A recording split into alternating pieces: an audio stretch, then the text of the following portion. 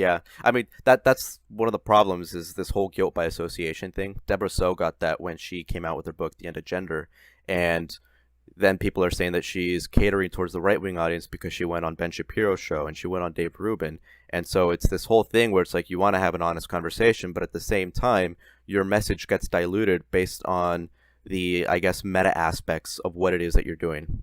Yeah, I've actually been getting some heat about that recently, and my answer to people that want to play guilt by association is fuck them.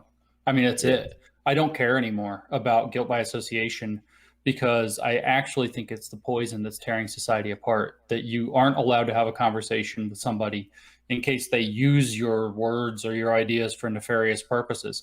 I was so frustrated with it last year that I actually wanted to create a policy because I wanted to create a policy that said I won't go on any right wing media source whatsoever for 2 weeks after any significant left wing media source has me Hmm. for an honest dialogue, maybe even not an honest dialogue, just one of the ones where they yell at me. I don't care. And then I decided not to do that, but it would have been the results would have been the same. It's like since the grievance studies affair came out, we've had something like 700 or 800 media appearances or interviews. I don't know. It's an absurd number, and um, I think I could count on certainly on two, but maybe on one hand the number that would be identifiably left wing. Hmm. And so it's like I just wanted to kind of challenge people and just say, you know what? If you don't want me to go on right wing sources, put me on left wing sources. You want to have a conversation where it's for the left? Let me talk to people on the left. Oh no, you don't want that. No, you don't want me to talk to the left because I might actually persuade some people that I'm actually a liberal, that I'm actually progressive in most of my stances. I'm certainly socially progressive. I'm mostly economically progressive without losing the plot, and I might actually convince people that I'm a reasonable human being with reasonable perspectives. And because I'm not woke, and in fact, I'm openly anti woke, that would be a massive failure if they were to expose me to left wing audiences that are going to now see that I'm not this straw man caricature that they've made of me. And so I wanted to put this thing out there in the world and just say, look, you don't want me to talk to the right. You're afraid that the right is going to use me. All right, fine, put me on the left. I'm in demand, and you can either host me or you can watch other people host me. And this is sort of my attitude about it now. People are really worried about this whole association thing. Oh, well, you're supporting Cernovich or something. I haven't talked to Cernovich, but that was brought up the other day with me because I guess I retweeted him at some point. I don't even remember retweeting. I don't care. I retweet for the argument that's there, not for who said it. And so I'm sitting there thinking, like, so who cares? If you don't want, like, why is Sarnovich even like in my orbit at all? Well, it's because like why is he paying attention to me or whatever? Or maybe it's Glenn Beck or whatever. I talked to Glenn Beck today. Why is Glenn Beck willing to have me on his show at all if I'm this kind of a progressive liberal? It's because the left has lost its fucking mind.